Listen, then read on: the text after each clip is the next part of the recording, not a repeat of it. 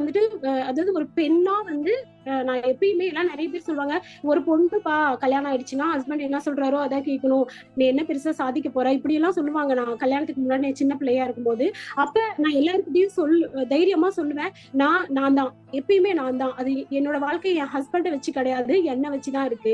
So எந்த சூழ்நிலையிலும் நானா இருப்பேன், என்னை பத்தின விஷயங்களை நான் தான் டிசிஷன் எடுப்பேன் அப்படின்னு சொல்லுவேன். ஆனா எல்லாருமே என்ன ஆச்சரியமா பார்ப்பாங்க, எப்படி நீ இந்த மாதிரி எல்லாம் சொல்றேன்னு, நமக்குன்னு ஒரு கலாச்சாரம் இருக்கு, புருஷன் சொல்றதை கேட்கணும், இந்த மாதிரி எல்லாம் சொல்லுவாங்க, நீ எப்படி இவ்வளவு தைரியமா இவ்வளவு கட்ஸா சொல்ற அப்படின்லாம் சொல்லுவாங்க. அந்த ஒரு விஷயம் நான் என் அம்மாவை பார்த்துதான் கத்துக்கிட்டேன். ஏன்னா என்னோட அம்மாவுக்கு வந்து எங்க அம்மா வந்து 8th ஸ்டாண்டர்ட் தான் படிச்சிருந்தாங்க. எங்க அம்மாவுக்கு வந்து கல்யாணம் ஆகி 1 இயர்ல அம்மா அப்பா 2 பேருமே கிடையாது, இறந்து போயிட்டாங்க. எங்க அம்மா மட்டும் ஒரு ஒரு தனி ஆள் மாதிரி இருந்தாங்க.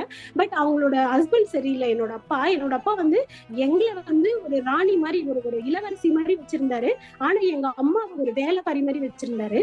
அவருக்கு என்னன்னா சந்தேகம், எங்க அம்மா ரொம்ப அழகா இருப்பாங்க, அழகா இருக்கிற பெண்களே தப்பு செய்வாங்க அப்படிங்கிற ஒரு கேவலமான ஒரு மைண்ட் செட் கூட அவர் இருந்தாரு. எங்களுக்கு வந்து அவ்வளவு இதை வச்சிருப்பாரு. எங்க அம்மா சிரிக்க கூட மாட்டாங்க. ஆனா வந்து எங்க அம்மா வந்து வேலைக்கு போயிட்டு இருந்தாங்க. எங்க அப்பாவுக்கு வந்துட்டு நீ வேலைக்கு போக கூடாது, நீ ஏன் வேலைக்கு போற அப்படி இப்படின்னு சொல்லிட்டு திட்டுவாரு, தப்பு தப்பா பேசுவாரு, கெட்ட கெட்ட வார்த்தையெல்லாம் பேசுவாரு. அதெல்லாம் கேட்கும்போது எங்களுக்கு ரொம்ப ஹார்டிங்கா இருக்கும். அம்மா வந்து எதிர்த்து ஒரு வார்த்தை கூட பேச மாட்டாங்க, அந்த கண்ணீர் மட்டும்தான் வரும். ஆனா ஸ்ட்ராங்கா நின்னாங்க, நான் வேலைக்கு போயிட்டு தான் இருப்பேன் அப்படின்னு சொல்லிட்டு. ஒரு காலகட்டத்தில் நான் 12th வந்ததுக்கு அப்புறம் எனக்கு ஒரு கொஸ்டின் தோணுச்சு. ஏன்னா சின்ன வயசுல இருந்து அப்படியே பார்த்து வளர்ந்தேன். எனக்கு ரொம்ப வேதனையா இருந்துச்சு. இந்த சண்டையை எப்படியா தீர்த்து வைக்கணும் அப்படின்னு சொல்லிட்டு நான் என்ன பண்ணேன், அப்பா கிட்ட பேசினேன். அப்பா சொன்னாரு, உங்க அம்மா வேலைக்கு போறதாமா எனக்கு பிரச்சனை, வேலையை விட்டு நிக்க சொல்லுவேன். அப்பா கவர்மெண்ட் ஜாப்ல இருந்தாரு, நல்லா வச்சிருந்தாரு எங்களை, நல்லா எங்களுக்கு எந்த கஷ்டமும் தெரியாது, பண கஷ்டம். சோ அதனால வந்து அவளை வேலையை விட்டு நிக்க சொல்லு, எனக்கு வேற எதுவும் பிரச்சனை கிடையாது அப்படிங்கிற மாதிரி சொன்னாரு. நான் அம்மா கிட்ட போய் பேசின தனியா, அம்மா வேலைக்கு போறது, நீங்க வேலைக்கு போறதா பிரச்சனையா, ஏன் வேலைக்கு விட்டு நின்னுறீங்களா, ஏன் போறீங்க அப்படின்னு கேட்டேன். அப்ப அம்மா எங்கிட்ட ஒரு கொஸ்டின் கேட்டாங்க, இங்க பாருமா, உங்க அப்பாவோட மனநிலை பத்தி உனக்கு தெரியாது, நான் தப்பு செய்யல, நான் தைரியமா இருக்கேன், நான் அவர் சொல்ற வார்த்தைக்காக நான் பயப்பட தேவை கிடையாது. இன்னொரு விஷயம் என்ன சொல்றேன்னா, நான் வேலையை விட்டு நின்னா கூட இவர் சொல்றது இப்படிதான் சொல்லிட்டு இருப்பாரு. சோ அதனால நான் வேலையை விட்டு நிக்க மாட்டேன் அப்படின்னு சொன்னாங்க.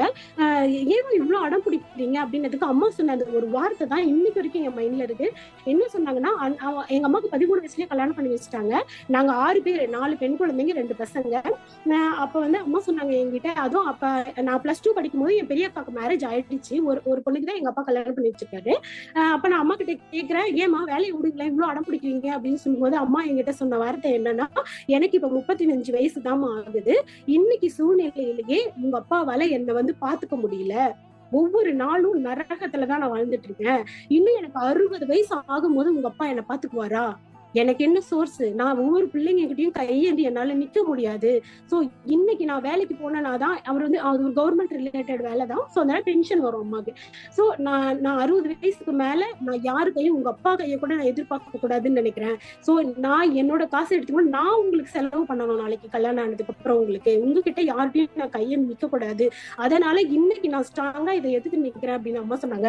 இருந்தாலும் என் மனசு இன்னும் சாட்டிஸ்ஃபை ஆகல. அம்மா அப்பா இப்படி சொல்றாருமா, கொஞ்ச நேரம் இருங்க அப்படின்னு சொன்னாங்க. அம்மா சொன்னாங்க, அது வந்து எப்படின்னா நம்ம வெஸ்டேஜ் மாதிரி தான், ஒரு 6 மாசம் கழிச்சு கூட திரும்ப போய் அம்மா ஜாயின் பண்ணிக்கலாம். சோ அம்மா வந்து எப்படி சொன்னாங்க, சரிம்மா உனக்காக 6 மாசம் நான் வேலைக்கு போகாம இருக்கேன் அப்படின்னு சொல்லி வீட்டுல இருந்தாங்க. எங்க அம்மா தூங்கினா தப்பு, முழிச்சிருந்தா தப்பு, குளிச்சா தப்பு, ட்ரெஸ் மாத்தினா தப்பு, எல்லாத்துக்கும் சண்டை பார்த்தேன். அதுக்கப்புறம் நானே எங்க அம்மாவை, நீங்க வேலைக்கு போங்கம்மா, நீங்க சொன்னது 100% கரெக்ட் அப்படின்னு நான் சொல்லிட்டேன். சோ பெண்கள் ஒரு விஷயத்த நல்லா மைண்ட்ல வச்சுக்கணும். யாரா இருந்தாலும் ஒரு பொண்ணு வந்து பிளேம் பண்றாங்க, நீ இந்த வேலையை செய்யக்கூடாதுன்னு சொல்றாங்கன்னா, நீங்க செய்யாமே இருந்தாலும் அவங்க உங்களை விட மாட்டாங்க. சோ நம்ம கேரியர் நம்ம கையில. சோ அதனால தைரியமா இருந்தேன் நான், என் புருஷன் எப்படி எனக்கு அமைஞ்சாலும் பரவாயில்ல, நானே தான் இருப்பேன் அப்படின்னு சொல்லிட்டு இருந்தேன். அதுக்கப்புறமா எங்க அப்பா வந்து இவ்வளவு பேசினாருல, அவர் என்ன பண்ணாருன்னா, அடுத்து ஒரு 4-5 வருஷத்துல இறந்து போயிட்டாரு. சரிங்களா. அதுக்கப்புறம் அந்த ஃபேமிலியை எங்க அம்மா தான் எடுத்து நடத்தினாங்க. எங்க அம்மா அன்னைக்கு எங்க அப்பா பேச்சை கேட்டு வேலையை விட்டு நின்று இருந்தாங்க, ரிசைன் பண்ணியிருந்தாங்க அப்படின்னு சொன்னா, அதுக்கப்புறம் எங்க வாழ்க்கையை எல்லாம் 5 பிள்ளைங்க, எங்க அம்மா 6 பேரோட வாழ்க்கை மிகப்பெரிய கொஸ்டின் மார்க்ல தான் நின்று இருக்கும். சரிங்களா. அவர் கவர்மெண்ட் வேலையில இருந்தாலும் பென்ஷன் உடனே கிடைக்காதுங்க, உடனே எதுவுமே கிடைக்காது. நான் அவரோட பென்ஷன் நாங்க வாங்குறதுக்கே 4 வருஷம் ஆச்சு. ஓகேங்களா. அந்த 4 வருஷம் எங்களுக்கு கேஸ் சாப்பாடு போட்டிருப்பா. சோ எங்க அம்மா தான் எங்களை காப்பாத்தினாங்க. அதுக்கப்புறம் நாங்க காலேஜ் எல்லாம் முடிச்சுட்டு வந்து நான் வேலைக்கு போய் என் ஃபேமிலியை பாத்துக்கிட்டேன். அதுக்கப்புறமா நான் மேரேஜ் ஆன உடனே என் ஹஸ்பண்ட் கிட்ட கேட்ட ஒரே கொஸ்டின் என்ன தெரியுங்களா, நான் இப்ப கல்யாணம் ஆனதுக்கு அப்புறம் நான் வேலைக்கு போலாமா போக கூடாது அப்படின்னு கேட்டேன். ஆனா எனக்கு கடவுள் ஒரு கதவை மூடினாரு. எங்க அப்பா எனக்கு சரியில்லை, ஆனா எங்க கணவர் வந்து எனக்கு கடவுள் மாதிரி கிடைச்சாரு. அவர் சொன்ன வார்த்தை என்னன்னா, உன் இஷ்டமா, உனக்கு வேலைக்கு போக இஷ்டமா இருந்தா போ, இல்லன்னா நீ வீட்டுல இரு, பட் உன்னை பத்திரமா பாத்துக்கிறது என்னோட வேலை, என்னோட கடமை அப்படி சொன்னாரு. அந்த வார்த்தையை கேட்டுட்டே நான் வந்து எனக்கு வேலைக்கு போறது எனக்கு ஒரு வெறியாவே இல்லை, அப்படியே விட்டுட்டேன் நான் அதோட. அதுக்கப்புறம் குழந்தைய பெத்துக்கிட்டேன். அதுக்கப்புறமா தான் இந்த மாதிரி நஷ்டம் ஆச்சு. அப்புறம் தான் நான் விஸ்டேஜுக்குள்ள ஜாயின் பண்ணும் அப்படின்னு சொல்லிட்டு வந்தேன். சோ ஹாப்பியா இந்த ஒர்க்கை பண்ணி